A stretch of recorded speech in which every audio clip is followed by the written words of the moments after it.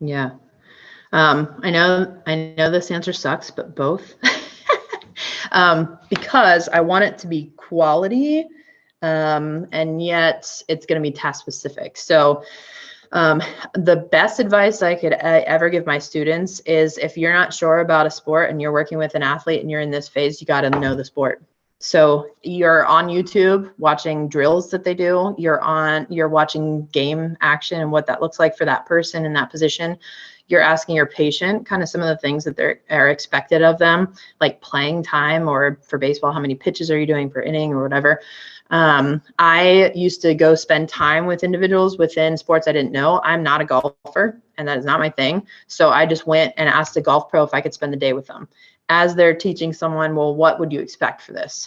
What is normal for somebody here? How long does 18 holes take? I have no idea. That is not my thing. Pickleball, I've played it in high school. I need to know what these movements look like. So a lot of it is your patient educating you on what they're doing. And then you doing research to be able to speak their language so that you can win them over as far as that's concerned. Like, I at least know like what the rules are for this sport, or what's expected of them, what the positions are. It really does take an effort on your point. I've had swimmers where I'm like, man, I really have to figure out what is expected of their strokes. So we can get really creative there. Now, as far as like task-based versus quality-based, like you're saying, there is a lot less rules to movement. Hopefully they've already had skill acquisition as far as like the basics of what they need for a particular movement. My wide receiver that needs to be able to jump and catch a ball and land again and then get off to running, he should already have single leg capacity to do plyometrics. He should already be able to jump and then immediately run, because we've done that in like phase 3. Can I add though a ball or a perturbation, or can I add something else that's going to like change the movement pattern for him? He lands, somebody's coming this direction, so he has to go the other way. So that's where you start getting creative with how you're designing the exercises. And yet I'm not going to sit there and say like, ooh, that was too much valgus. Like when you landed, that was a little on the edge. Let's try it again.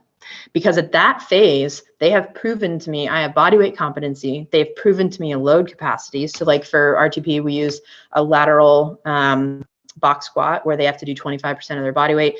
They show us, hey, I can do a rear foot elevated squat and with 50% of my body weight 10 times. I'm doing the hop testing. They should have been pretty darn close to passing all of that stuff, especially the single leg stuff. So I'm not going to be calling out the quality of his movement to say like, ooh, that was a little sketchy. Because in sport specific, you're not worried about like the ranges they're using, because hopefully their movement options are present and they're capable and they can handle that. And if you've done your job, that's not painful either. Like they're just going. So the movement rules are way more lenient because they have shown me that they can use their shoulder, they can use their limb in whatever way that they can without pain. And yet I am going to say like I said, the cues are going to change to more so quicker, faster, or I'm just directing the environment to be a little bit different, or the context is a little different. If I am in phase 4, I am super confident that they do not need me to coach movement capacity, and instead I'm coaching endurance, capacity under load, capacity under fatigue. Does that make sense? So I'm coaching different things at that point. Okay, thank you. Yeah. And then if you've more questions about that, we're going to get even more specific about that stuff again next module. Like, what does that even look like? And you guys can help me too. Like when you're like, I have this particular patient that I'm thinking of, what should I be training with them? Whatever, drop it in that Slack or drop it in the Facebook, because then maybe we can have these like little case studies especially next module, because it's going to be real particular to that training mindset. Does that make sense? Awesome. Did anybody get to try the lab, writing out 10 exercises and figuring out the phases they should be in? Yeah. Was that difficult, Kayla? Not too bad? I thought it was hard, especially picking the phase, because like, for example, like one of mine was like I's, T's, and Y's. Like that could be a restore of like parascapular activation, but it could be like a refine, like so I put like a slash, because I think it depends on the on the Yeah. initial like diagnosis. Yeah. I think that was Yeah, the point too.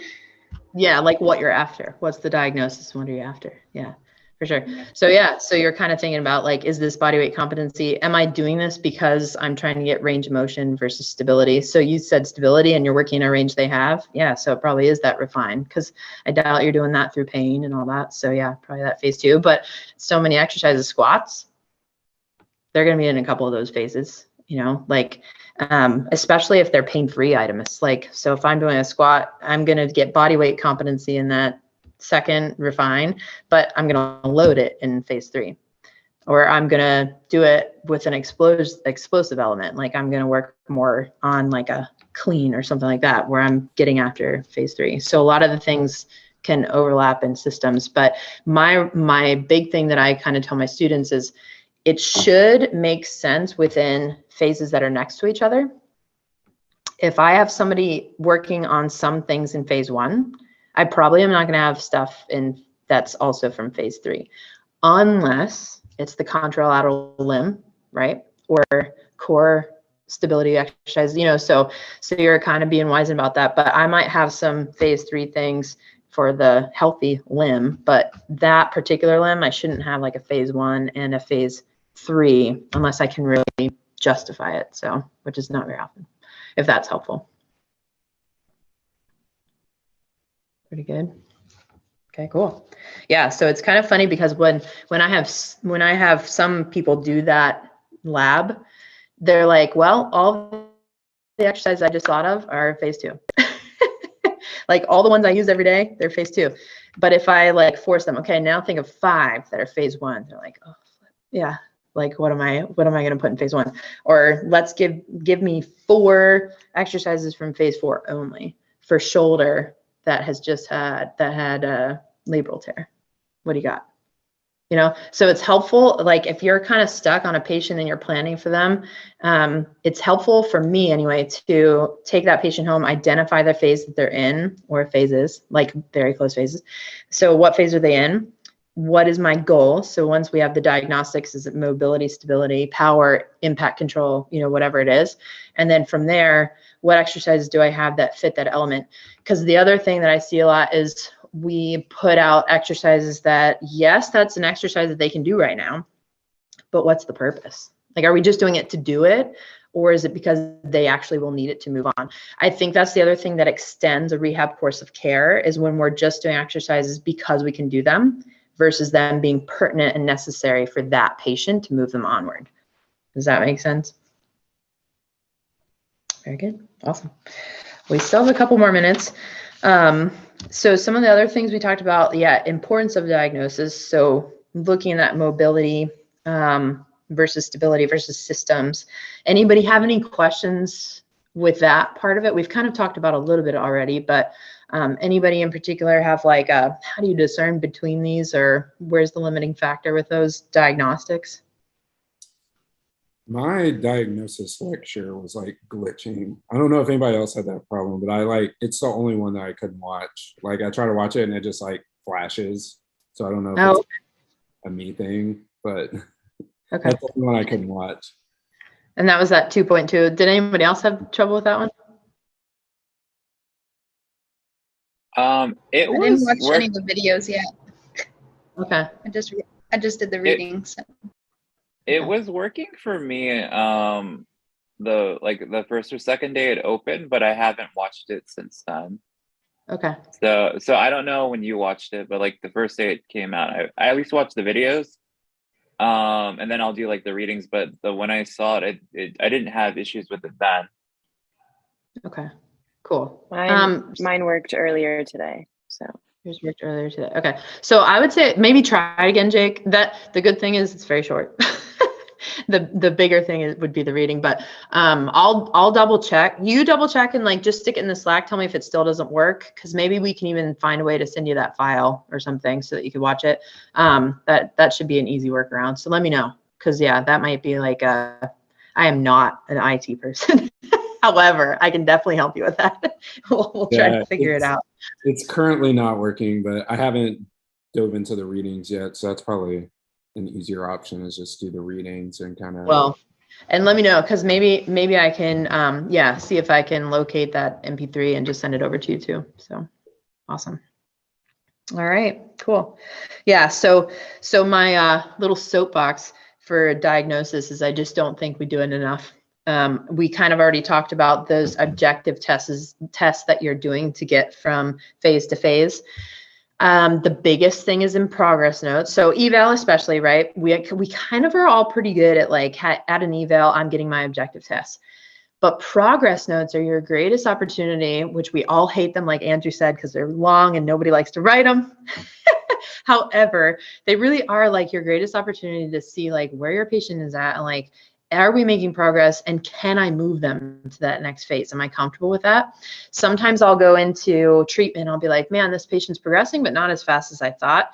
And I will go back to my eval and be like, yeah, man, they had a lot of hip rotational limitations that we haven't worked into yet. So maybe I need to go back and get after that. Sometimes in a progress note, you're like, I tested some things and I thought that it would not be pertinent or related to what's going on very much. And yet, again, the progress they've made is like less than what I've expected. So let me go back. Some of the stuff I didn't think was pertinent, let me dive into, let me get after. One example I would say is everybody having low back pain. Well, we did our extension tests and thoracic was limited. We did our seated thoracic rotation and that was limited. We've been doing core stability exercises. We've been in lower extremity exercises. We've been doing like lat stretches, whatever. And yet I forgot or didn't move into thoracic rotation. I didn't move into my hip rotation stuff. So going back and saying like, yeah, I tested that and didn't dive into it. Sometimes it's like your biggest thing to be like, oh, this will make a difference for that person. So being willing to test at an eval, being willing to test again or further in depth in a progress note. And then the last thing I tell my students is on the day, we all have the patients that come in and they're like, yeah, man, something's off. Like something's a little bit more sore than before, or I just feel like we're not making progress. Do you have like the assessments in your head to kind of talk down through yourself and be able to say like, oh, let's diagnose like in the moment real quick too. So like, let's say you have somebody that you've been working on anterior knee pain and they come in and they're pointing to that like medial knee. What anatomy? So whoever, let's say, who am I going to talk to? Ariel, we'll put you on the spot. So what anatomy comes to mind? Medial knee for you, Ariel? Medial meniscus, MCL, adductors, sensory area. Yeah, cool. Plateaus. Okay. Yeah, toes. Cool. Yeah. Bones and muscles. There you go. Okay. Yeah, tendons. You got bursa in there with the pizanserine. Awesome. Okay. So then in my mind, somebody pops in there